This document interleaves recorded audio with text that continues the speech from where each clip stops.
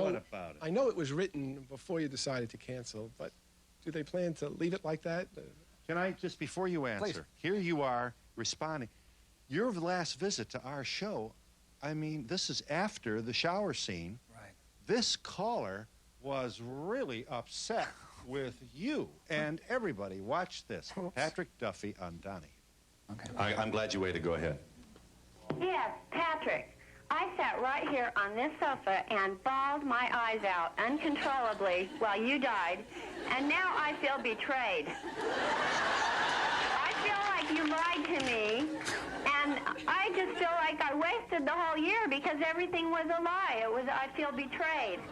I'm sorry. Can you, instead of feeling betrayed, just appreciate what a wonderful acting scene that was when I died? It was. It Thank was you. terrific. I mean, I cried, and I cried in the rerun. I just sat here and bawled. My husband couldn't believe it. He says, you've already watched him die once. You're going to make me cry right now. People took it seriously. They were serious.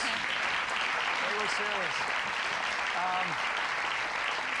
In response to the question about the final episode of Dallas, after 13 years, we were a very tired show in terms of plot. I think the ratings from the Dynasty reunion will dictate whether or not we pick up from that moment where I rounded the corner and saw whatever it is I saw. I actually saw Larry Hagman going like that. But you got to understand Larry to know that that's how come I could be so serious. And if they want to do a reunion, then we will pick up the plot from that moment. If not, then it will be left as a cliffhanger. Yes. This is for Patrick. I was wondering, now that you've done both, do you prefer comedy or drama? I prefer comedy if I can work with her. I'm quite serious. The show that we have together is, having only done 11 shows of any comedy, I say it can't get any better than that for a comedy. I love the fact that we're in an industry where we work for 8, 9 months out of the year. We get time off. We can go do a daddy or any other dramatic thing that we want to, and then come back. It's the best of both worlds, and I really couldn't. It's like saying which one of my children I love the best. I really don't know. Yes. With all the traumas you've been through, how do you get through everyday life? Do you try to put it behind you, and doesn't it keep coming back? How do you get through life? Suzanne, you want to speak to that? I assume you had to deal with anger about your daddy? You go back, you relive it so you can understand it, and when you understand it, you can let it go and get on with your life. And Excuse I me. think that's a process. Did you want to ask something about that caller? Yes. What is it? I wanted to know, how hard was it for you, Suzanne, to forgive your father throughout your life, knowing you'd been hurt by him? Patrick had said he had found it in his heart to try to forgive the two teenagers that were responsible for the tragedy of his parents. What's it like for you since your dad is still alive? Forgiveness is the most important element of the whole process, because if you can't forgive, you really remain a victim of whatever it is that you come from. And it wasn't until I finally understood, I looked at my dad and I thought, where'd you come from? What happened to you as a kid that you used alcohol to take your pain away? I know how I took my pain away. We all are a product of the generation before us, and we have to understand that we're all human, and forgiveness is what it's all about. Patrick, I just want to compliment you. You were wonderful and Daddy. Absolutely wonderful. Yeah.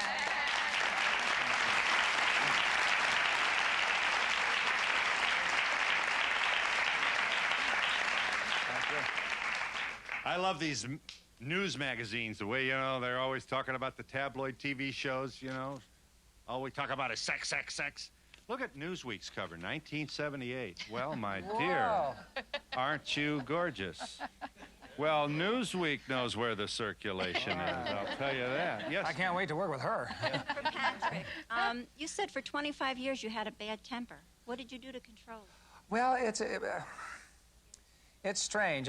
First of all, a part of my life that's impossible to take out from any other part is the fact that I am a practicing Buddhist, and for whatever benefit that has given me, it has ameliorated that one element of that nature that was so prevalent. When I had a bad temper, I wasn't destructive where people hated me. I was more self-destructive with that kind of temper. Over here. And pretty scary to be around when I was being self-destructive. Shut up. I can't imagine. But I think that's had the greatest amount to do with it, because I didn't attack it directly. It just sort of evaporated You know, I think it's still there if my family is ever, in danger, let's say, from any source. I think that temper can be a very valuable thing to have. You know, like a mother or father lion has a temper, and it's always directed in a very compassionate way. So I don't mean to say that I've lost the ability to have a temper. I think I've just lost the negative influence that temper has on my surroundings. Over here. Suzanne, I have a question. I was just wondering how your family, and particularly your father, felt about the movie that you made. Well, that was really hard on all of us. I did it with his permission and his blessing as I did the book, but the night before the movie aired, in the morning after the movie aired, my father goes to the Senior Citizen Center every day. And he was afraid to go to the Senior Citizen Center because he was afraid that if his friends saw what he used to be like, that they wouldn't like him. But he decided, after a lot of thought, that he would go. When he walked in, they all stood up and applauded him. So I think that, you take risk in life, and there's a big payoff, and I think he got a big payoff out of it. Hi, Suzanne. Hi. I'd just like to know what it was that made you decide to go public with your private life. If there had been a book when I was growing up, or a movie, or somebody that I admired in the public eye that said I lived that same life, it would have helped me a lot. I would have realized that we weren't the only family in the whole world.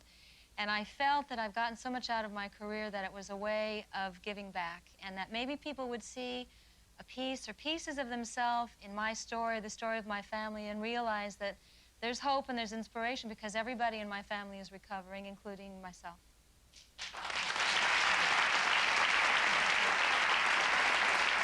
And I want to say really quickly, it was very interesting for me to have seen that and go to work the very next day, and on the set of people that we know very well, very close. I would hazard a guess that at least a third of the people that worked on our show, without my knowing anything about it, came up to her, and I overheard them saying, I had a father like that, I had this type of situation. So it came out right in front of my eyes the very next day, and I can imagine what that was like throughout the country, the beneficial effect of that film. Patrick, how did you ever come out of such a small town in Montana and become a star? Yeah. My dad moved from Montana, really quickly, I know we're out of time. My dad moved from Montana to Seattle to work as a carpenter on the World's Fair in 1961, and yanked us all with him. We lived in a 28-foot trailer house. And then I went to school there, got into theater, met my wife who said, you'll never know if you can act unless you go to New York. I came here, went to L.A. I'm famous.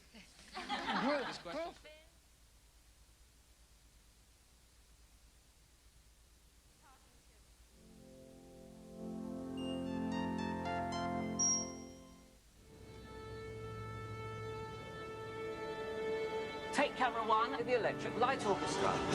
And cue the music.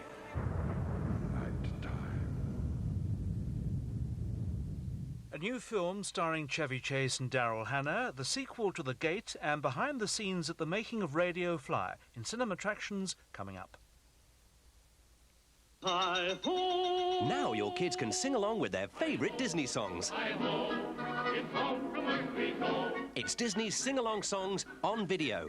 Follow along with the Seven Dwarfs in Hi-Ho, or take a cue from Baloo in the Bare Necessities. Simple bare necessities. Forget about your worries and your strife. They'll have the time of their lives when you bring home Disney's sing-along songs on video. Collect all 5 and put a song in their hearts. Boom, boom, chicka-ba-doo, chicka-boom, chicka-chicka-boom-ba.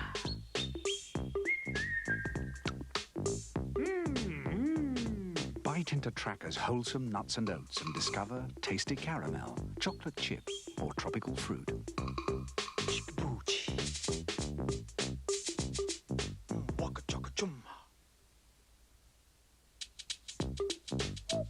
Tracker, taste and nature in perfect harmony.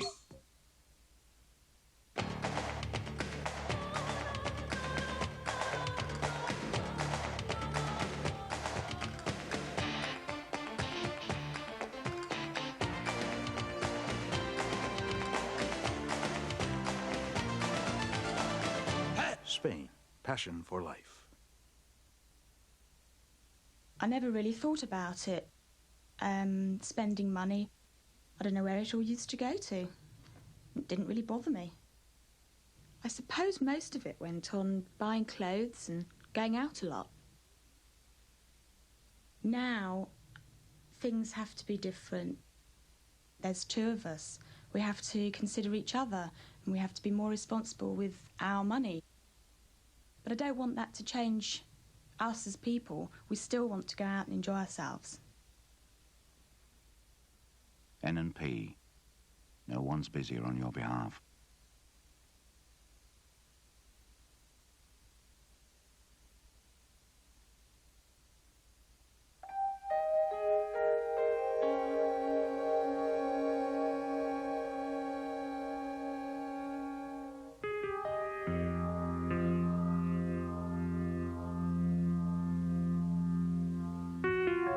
Yes, Nighttime is back with you, and so is ITN's Tim Nielsen.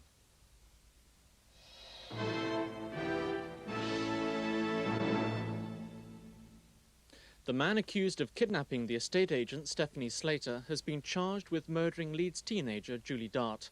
Michael Sams will appear in court in Birmingham later today. He's been held for questioning by West Yorkshire Police in Leeds since Monday, when he appeared before Birmingham magistrates charged with Stephanie's kidnap.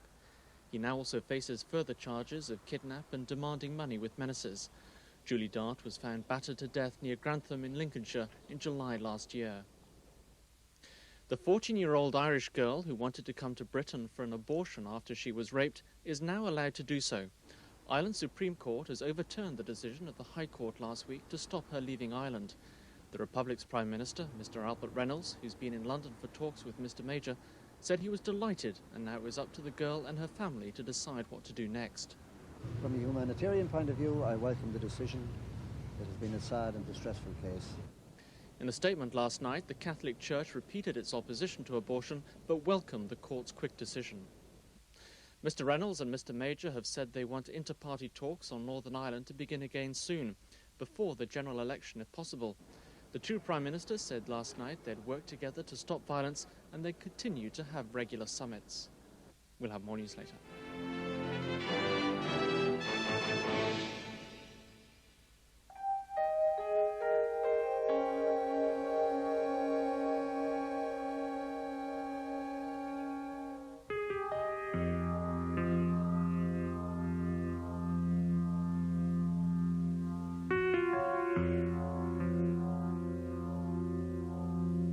Science fiction thriller about aliens and the dangers of nuclear war. Long Live Life, starring Charlotte Rampling, at 10 to 3.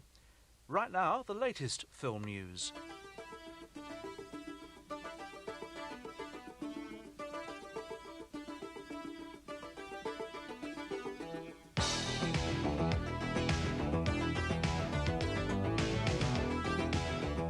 Hello, everyone. This is Charlie Tuna, coming to you from Hollywood. Welcome to Cinema Attractions, your one source for finding out what's hot today and what's going to be sizzling tomorrow in the fantastic world of film.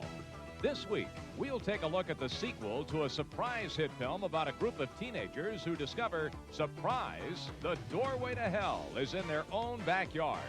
The second chapter of The Gate.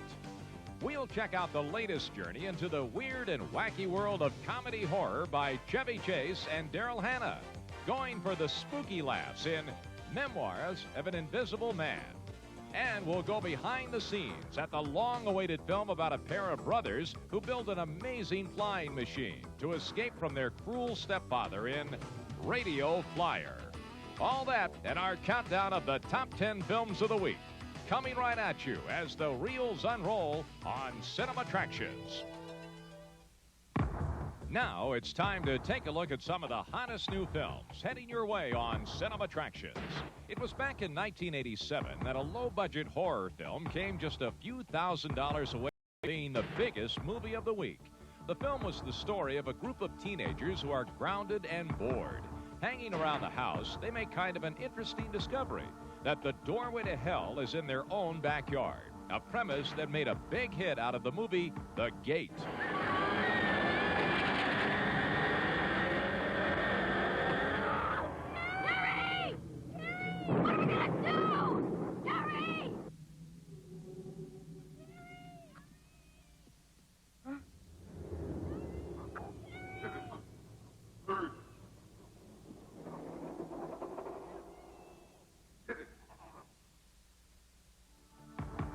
5 years later, we've got a return ticket to the land of eternal damnation as the tormented souls who suffer for all time return in Gate 2.